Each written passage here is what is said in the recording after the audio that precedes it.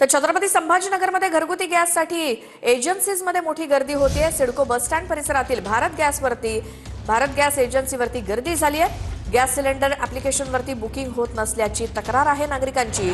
त्यामुळे गॅस एजन्सीच्या बाहेर छत्रपती संभाजीनगरमध्ये मोठी गर्दी झाली आहे।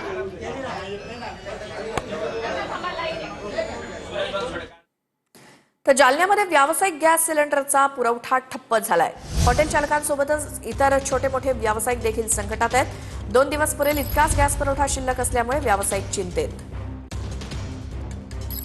जालन्यात घरगुती गॅसचा तुटवडा असला तरी मात्र व्यावसायिक गॅस पुरवठा बंद झालेला आहे। त्यामुळे जे काही हॉटेल व्यावसायिक आहे, खानावळ चालक आहे किंवा इतर जे छोटे मोठे हॉटेल व्यावसायिक चालक आहे त्यांना आता संकट त्यांच्यावरती ओढावलेलं आहे। तुमच्याकडे आहे का गॅस शिल्लक? आता गॅसचा पुरवठा तर बंद झालेला आहे। आमच्याकडे आता एकच दिवसाचे गॅस राहिले। बरं, उद्या कधी गॅस नाही भेटला तर आमचं हॉटेल बंद राहू शकतो उद्या।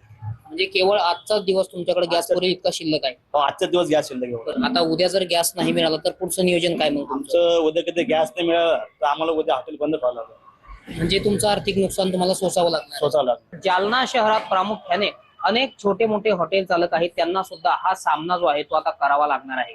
रामनाथ ढाकणे, TV9 मराठी, जालना।